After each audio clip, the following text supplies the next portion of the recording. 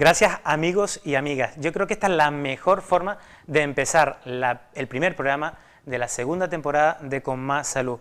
Gracias por estar ahí, por acompañarnos en las primeras temporadas, pero también por acompañarnos durante el verano para contar con nosotros y de esta forma estar con más salud. Estos 3 primeros programas que vamos a empezar esta segunda temporada van a estar un poco destinados a los ponentes que van a estar en las terceras jornadas de salud comunitaria que se van a celebrar el próximo 23 y 24 de octubre en el Teatro Cruce de las Culturas de Cruce de Arinaga. Y una de esas ponentes es Yanira Macías, fisioterapeuta, que nos va a explicar un poquito las enfermedades que afectan al hombro y cómo poder mejorar las posibles lesiones que tenemos a ese nivel, en esa parte de nuestro cuerpo. Queremos también comenzar con un buen sabor esta segunda temporada y por ello le hemos preparado un postre exquisito y muy bajo en calorías, soufflé de frutos rojos, con nuestro cocinero Manu. ¿Y qué les parece si empezamos ya nuestro primer programa con nuestra primera invitada, Ana, psicóloga del CEAM, del Centro de Atención Multidisciplinar, para hablar de las alteraciones de la conducta en niños y adolescentes?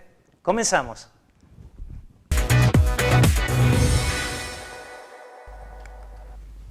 ¿Qué tal, Alba? Hola, Pedro, ¿cómo estás? Muchísimas gracias por venir y por acudir a la llamada de este programa. Gracias a ti.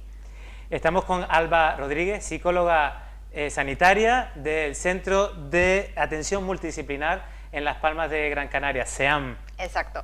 Para hablarnos de un tema, yo creo que cada vez que afectan a muchísimas más familias, ¿no? Que son las alteraciones del comportamiento en los niños y en los adolescentes. Exacto. Bueno, lo primero, Pedro, darte muchas gracias por haberme invitado aquí a tu programa. Es un placer estar contigo.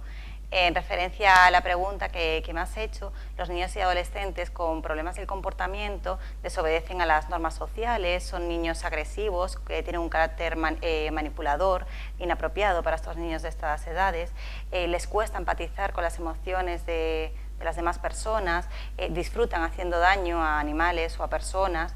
Del centro llaman en muchas ocasiones a casa porque molestan a los compañeros, los insulta, los humilla, no hace caso a los profesores. Entonces todos estos síntomas que acabo de enumerar tienen que permanecer en el tiempo. Si los padres detectaran alguno de estas conductas, sería aconsejable que acudieran a un experto de la salud para informar y que procediera a una valoración. Pero a veces nosotros como padres, que nos vamos acostumbrando a estos comportamientos de los niños, podemos llegar a verlo como normal. Por eso a veces queda un poco difícil saber diferenciar cuando algo es normal en esta conducta y cuando es algo anormal, ¿no? Claro, exacto. Y la diferencia, normalizan la situación, pero la diferencia va a estar en el tiempo, cuánto duran esas conductas, la intensidad y la frecuencia. Ahí va a estar. Ok. Estas alteraciones del comportamiento, ¿por qué ocurren? ¿Hay algo diferente que está ocurriendo más en los últimos años? Porque parece que está habiendo un aumento de la frecuencia de diagnósticos de estos síntomas, ¿no? De Sí. estos comportamientos. Los trastornos del comportamiento no son una entidad simple, sino es la combinación, la interacción de varios factores. Sí es cierto que en los últimos estudios hacen referencia a que el factor ambiental puede estar ocasionando más este tipo de trastornos. Pero la complejidad, ¿no? de la agresividad, de la impulsividad, hace pensar que haya una base más plurideterminada, ¿no? Que influyan varios factores. Factores psicosociales, condiciones familiares, factores personales, factores genéticos y biológicos, una alta incidencia en el abandono, la violencia en casa, el abuso de alcohol y drogas por parte de los padres.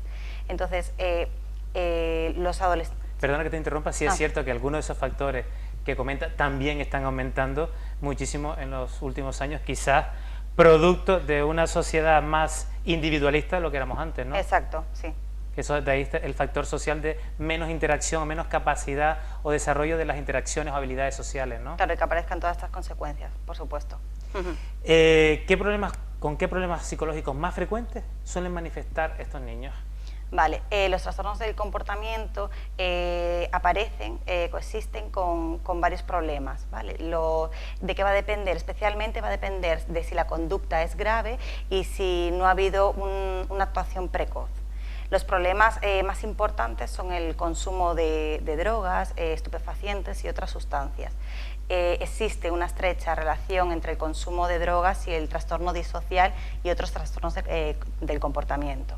También está el absentismo y el fracaso escolar. Claro, cuando los niños empiezan a faltar a clase y no acuden, están perdiendo oportunidades, estrategias educativas que les sirven para resolver conflictos de la vida diaria. A la vez también hay un desorden en su organización en cuanto al ocio, al tiempo de trabajo, al tiempo que le dedican a la tarea.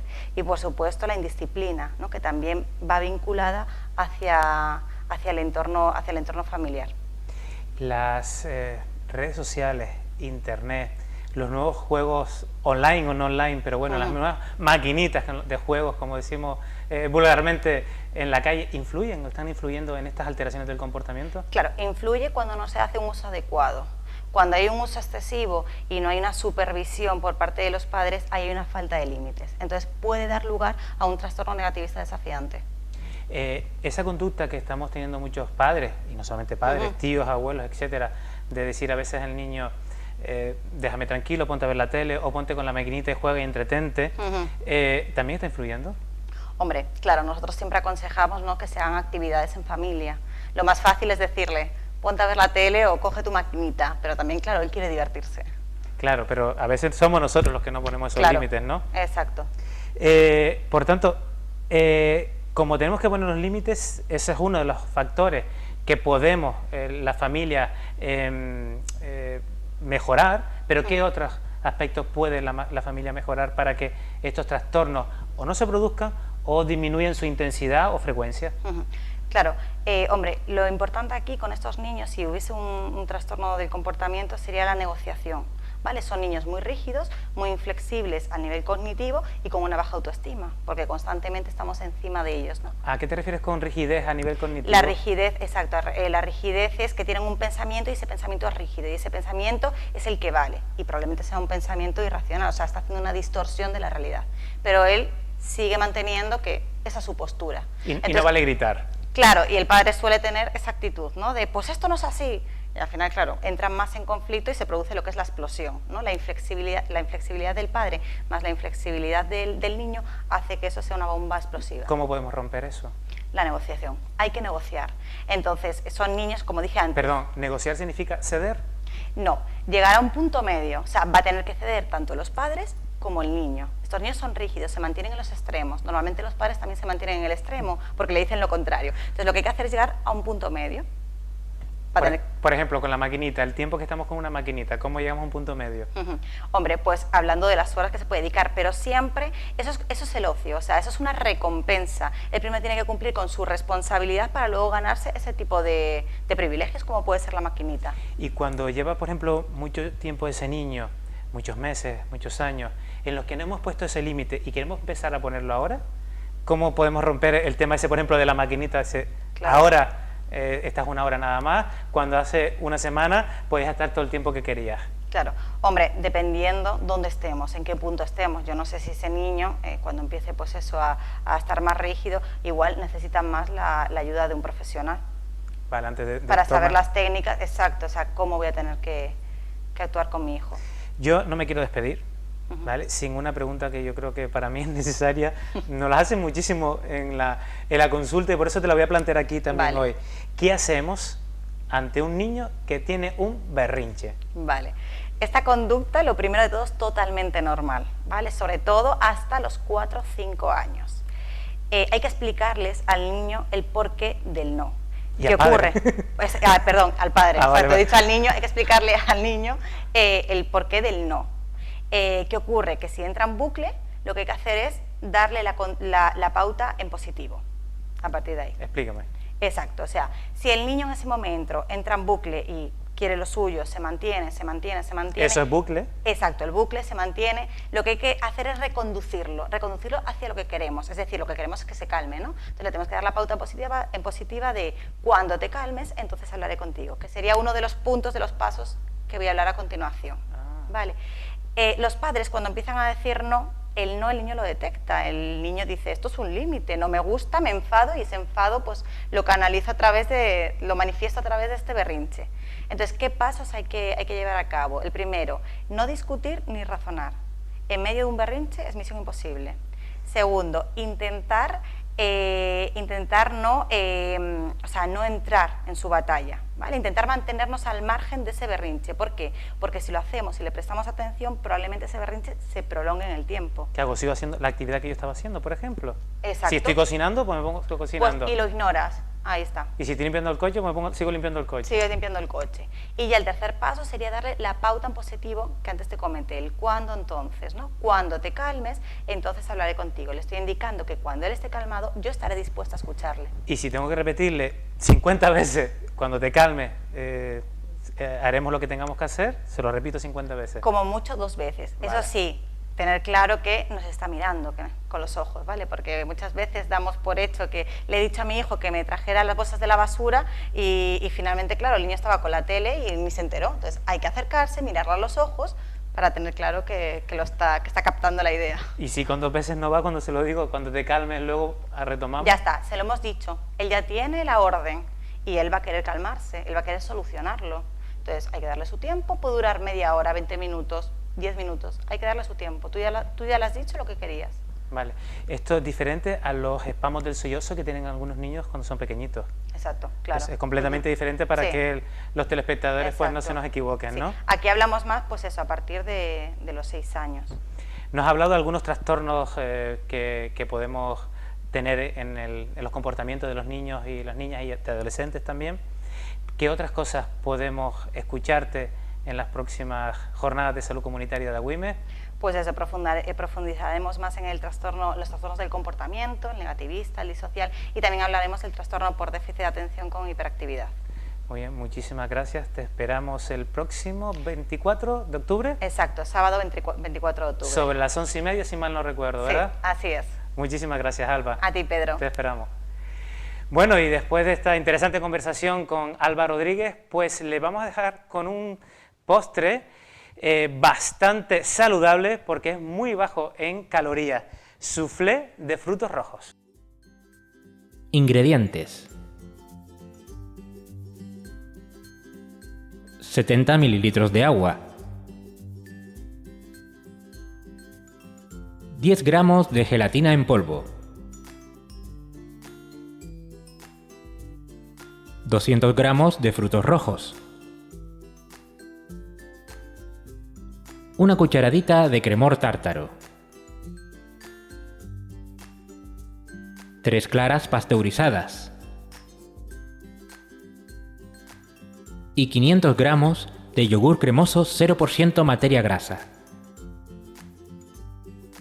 Preparación. El primer paso para realizar la mousse es mezclar la gelatina con 70 ml de agua, lo que viene a ser medio vaso. Y la dejamos simplemente sin revolver. El siguiente paso es hacer un puré con los frutos rojos.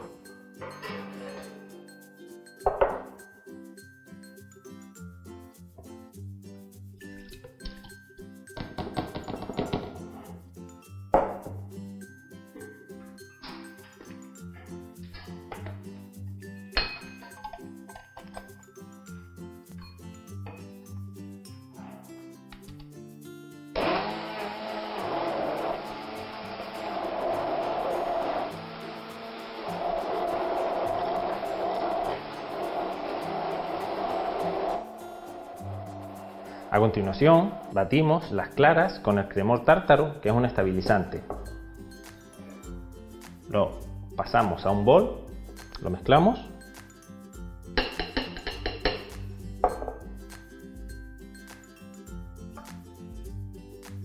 Tiene que ser un bol grande para batirlas y que creen picos.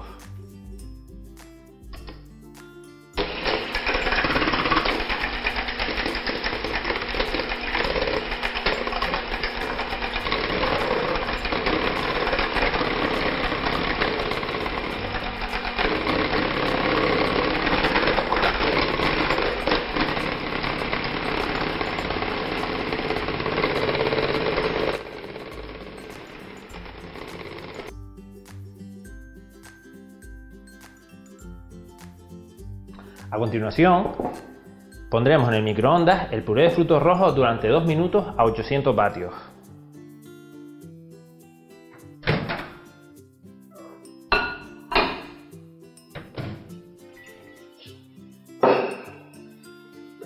Una vez tenemos ya el puré de frutos rojos caliente, añadimos la gelatina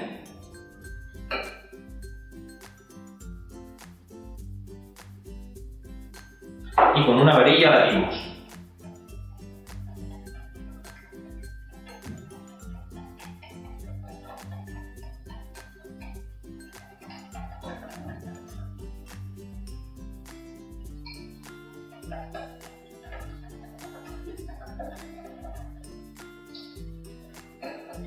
Una vez la mezcla finalizada, lo vertimos con el yogur.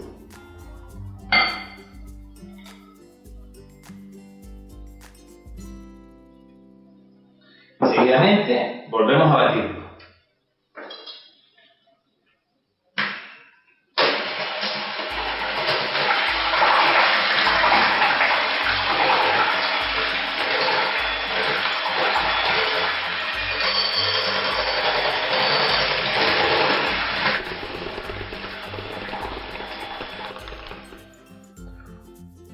Ya una vez mezclado, retiramos los utensilios anteriores, desmontamos la batidora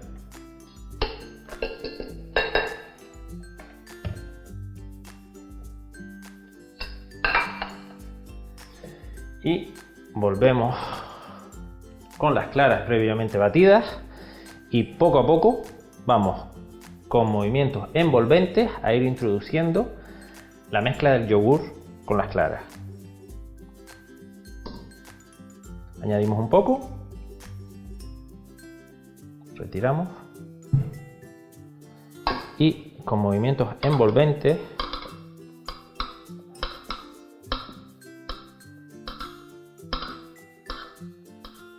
pues ya una vez finalizada la mezcla ya solo nos queda servir en esta misma copa.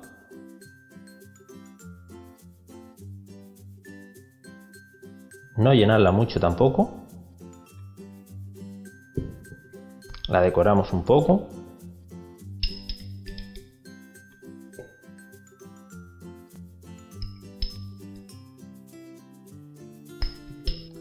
Le ponemos unas hojitas de menta y listo. Ahora lo que sí lleva frigorífico. Y ya pueden disfrutar de esta mousse de yogur de frutos rojos.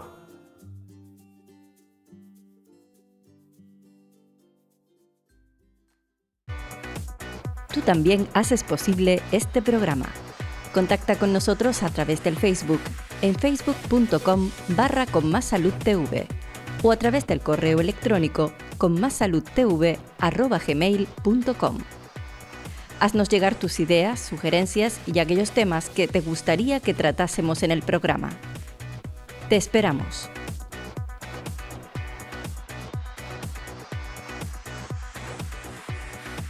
Bueno, ¿qué les ha parecido el postre que hemos preparado? Les puedo asegurar que estaba exquisito. Yo mismo lo probé.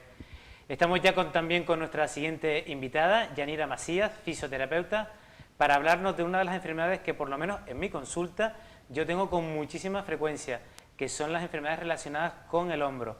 ¿Qué tal, Yanira?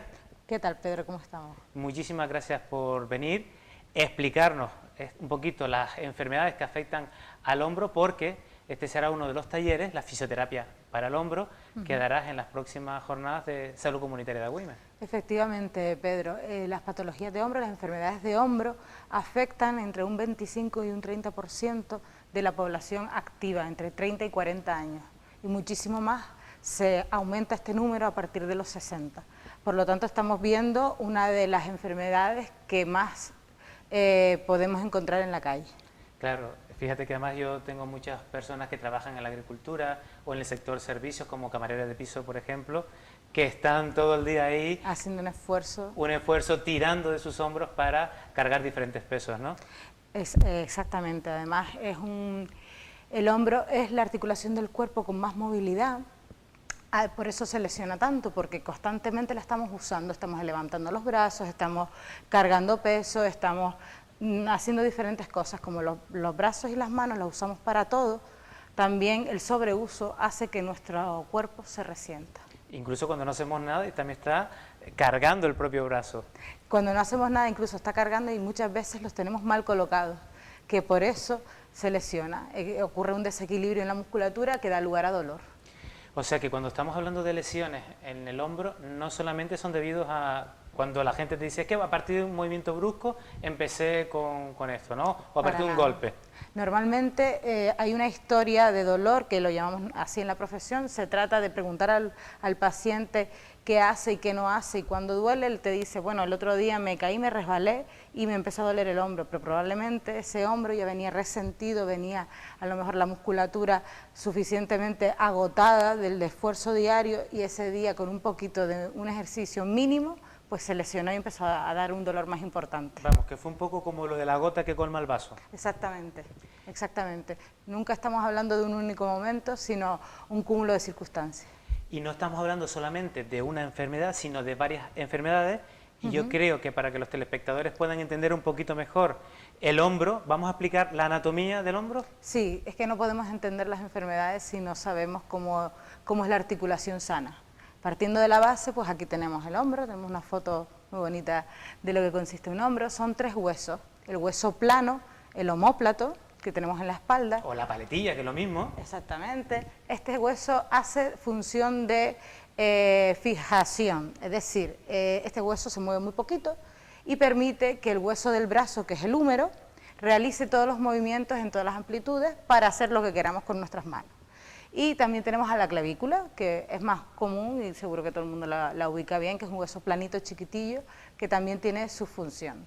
Y en medio de todo esto hay un conjunto de muchos músculos, ligamentos y tendones que normalmente son los que dan lugar a las patologías, a las enfermedades, al dolor. Y que son los que se lesionan. Y son los que van a permitir agarrar y poder mover el otro hueso grande y largo que está en el brazo, que es el húmero, exactamente, ¿no? Hay un conjunto que se dedica a sostener y el otro conjunto mueve el brazo. Entonces hay un equilibrio entre estos dos. Si no funciona ese equilibrio entre los que mueven y los que mantienen, tenemos los problemas de hombro, el hombro doloroso, con limitación en el movimiento y demás.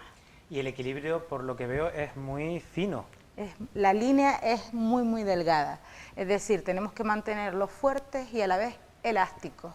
Entonces no sirve con que hagamos un trabajo en el gimnasio de potenciar la musculatura con mucha carga. Tenemos que elastificar y darle el recorrido suficiente a ese músculo, porque si no lo tenemos fuerte y chiquitito y no nos sirve. Por eso también son importantes los ejercicios de estiramiento, seas deportista o no. Los estiramientos son fundamentales y muchas veces lo tomamos a medio broma porque nos parece que son como una cosa que nos sirven. Pues no, son muy útiles, son sencillos, los podemos hacer todos en casa, tengamos la edad que tengamos. No hace falta tener una gran forma física para realizar un buen estiramiento, simplemente hay que colocarse en la postura adecuada y saber hacerlo.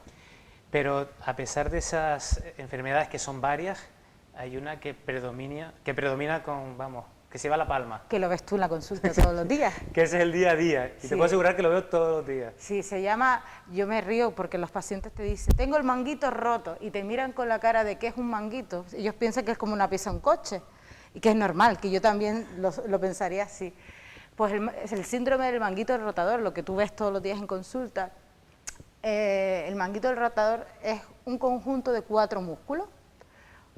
Se llama supraespinoso, infraespinoso, redondo mayor y subescapular, pero bueno, esto tampoco tiene tanta importancia como su función. Su función consiste en levantar el brazo, en separarlo del cuerpo y en rotarlo hacia adentro o hacia afuera. O sea que ocupan varios movimientos en las diferentes dimensiones. Realmente cada uno se implica en un movimiento y es clave para ese movimiento. Entonces cuando este se lesiona provoca mucha...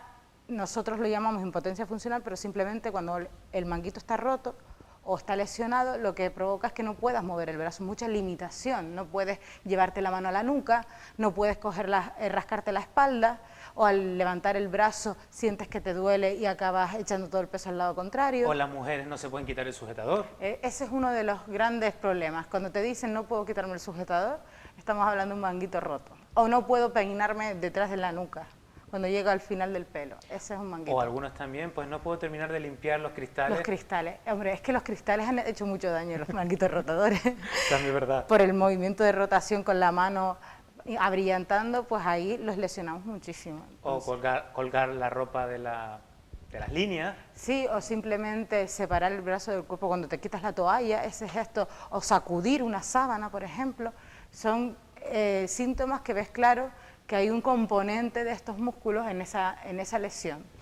Como cada músculo tiene un movimiento específico del brazo, por eso nosotros en la exploración, cuando estamos el paciente, sabemos qué músculo está afectado, ¿no? Exactamente. Porque también hay que decir que esta patología o esta enfermedad es la más frecuente dentro del hombro, no como mucha gente piensa que es la artrosis.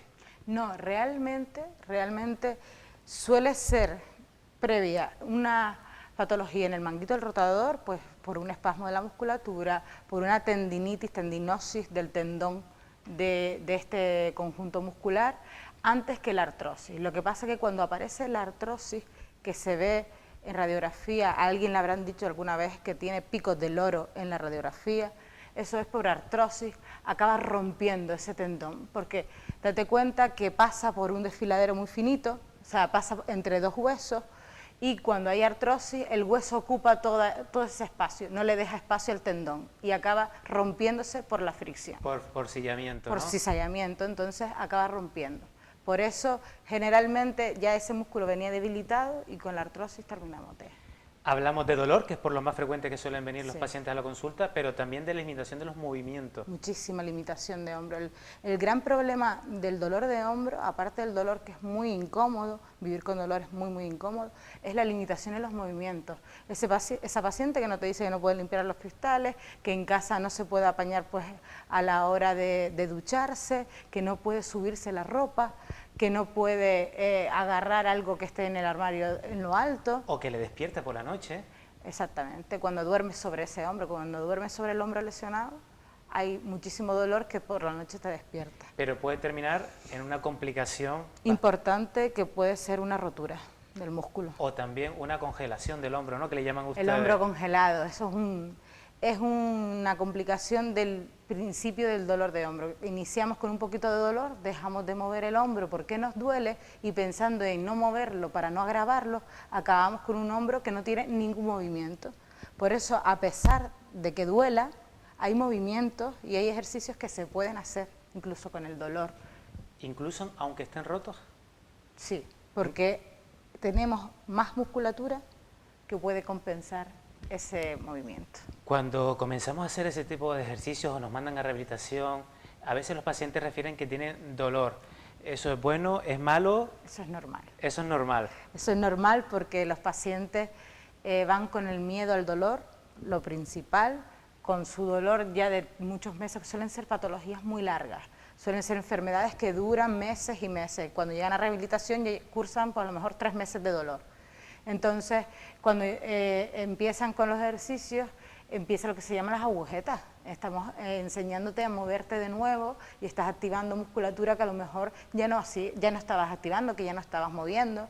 Entonces, es normal que duela. O sea, tu consejo es que no suspendan esa rehabilitación, que no dejen de Mi ir. consejo es que no suspendan la rehabilitación, que lo hagan lo antes posible, que no dejen de mover el hombro, pero siempre bajo supervisión del médico o del fisioterapeuta que les aconseje qué deben hacer, porque pueden mover el hombro, pero no deben cargar. Entonces hay ejercicios, y depende de qué, incluso deportes que pueden hacer perfectamente y otros que no les van a venir nada bien. Yo te voy a hacer una pregunta que en mi consulta es muy frecuente. ¿Me pongo frío o me pongo calor, doctor, en ese hombro porque me duele? Ese es el caballo de batalla también en la mía. Sí, es normal. Vamos a ver, cuando hay un golpe, cuando te caes, cuando se te cae algo encima, cuando hay un traumatismo, un golpe, frío, porque hay una primera fase de inflamación. Pero cuando ya es un dolor que va contigo durante semanas, meses y demás, calor, porque el calor vasodilata y va a ayudar a relajarse la musculatura y va a aliviar esa sensación de dolor. El calor es muy efectivo en la musculatura y sobre todo en procesos que no tienen nada que ver con los golpes ni los traumatismos. Hablamos de diferentes enfermedades, por tanto los ejercicios tanto de fisioterapia como rehabilitación pues son diferentes según qué tipo de enfermedades, pero supongo, o eso espero, que haya ejercicios que se puedan o que podamos realizar desde casa, esperando muchas veces esa rehabilitación, ¿no? Y que pueda servir para esas enfermedades que sean diferentes. Es lo que hablábamos de evitar a toda costa la complicación del hombro congelado, es decir, se trata de que hay ejercicios que son inocuos, que no te van a empeorar, siempre respetando la barrera del dolor, es decir, lo hago siempre que no me duela y hay ejercicios que se pueden hacer perfectamente sin dolor para evitar que se nos quede un hombro inmóvil. Entonces sí que los hay, los veremos. ¿Y lo vas a recomendar? Sí, señor. Para poder que también la gente venga a las jornadas de salud comunitaria. Sí, en las jornadas veremos eso y muchos más más efectivos y más específicos. Y en el vídeo que vamos a ver ahora, de esos ejercicios que tú nos has enseñado, nos vas a enseñar, tú vas a ampliarlo aún más en las jornadas, ¿verdad? Este vídeo es un aperitivo, en las jornadas va a ser muchos más ejercicios de propiocepción. Ya adelanto, esta palabra parece una palabrota, pero realmente propiocepción. Son ejercicios para enseñar al hombro a moverse. Entonces, después de un tiempo lesionado, lo vamos a enseñar a moverse adecuadamente y que no se nos vuelva a lesionar. Entonces, en las jornadas veremos esos ejercicios que se deben hacer justo después del dolor para reeducar, enseñar ese hombro, y también ejercicios de estiramiento, que son fundamentales, y de potenciación para mantener fuerte la musculatura. Muy bien, pues vamos a dejar los telespectadores con el siguiente vídeo de ejercicios, de aperitivos simplemente. Exactamente. Y te espero en las jornadas. Sí. Y a ustedes, después del vídeo, les espero la próxima semana en este programa con más salud y durante la semana en las redes sociales. Tenemos el primer ejercicio, ejercicios pendulares se llaman, es para hacerlos cuando tenemos dolor de hombro, para evitar las complicaciones que ya hemos mencionado, el hombro congelado. Se puede hacer siempre que tengamos dolor y sin dolor también, ¿vale? Aliso, ponte de espaldas a la pared, ahí, ponemos la mano, siempre la mano que se apoya en la pared va a la altura del hombro. El pie que va junto con la mano se adelanta. Y nos inclinamos hacia adelante, dejando caer el hombro que nos duele, para que la pesa haga el efecto de tracción. Si en casa no tenemos pesa, podemos usar una botella de agua de 1,5 litros, que también nos vale. Simplemente con 1 kilo, 1,5 kilos, 2, es suficiente para hacer el ejercicio. Y el ejercicio consiste simplemente en deslizar el hombro delante y atrás, aproximadamente unos 20 segundos, y los giramos haciendo círculos en señales horarias y antihorarias. Podemos realizar este ejercicio durante 2 minutos sin ningún problema, nunca debe causar dolor, es un ejercicio que además alivia, y la sensación que se nos debe quedar en el cuerpo es de que estamos liberando toda la parte del hombro.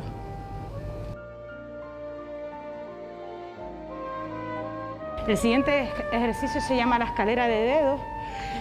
Vamos a empezar desde abajo, apoyados en una pared, y subimos despacito hacia arriba hasta donde duela, siempre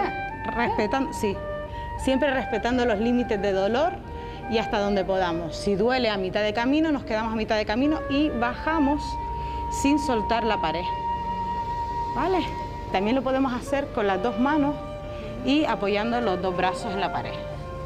Vamos. Arriba. Siempre que no duela. Hasta donde lleguemos y bajamos lentamente. Eso es. Ya está. No pasa nada, lo estás haciendo muy bien. Todos los dedos, ¿no?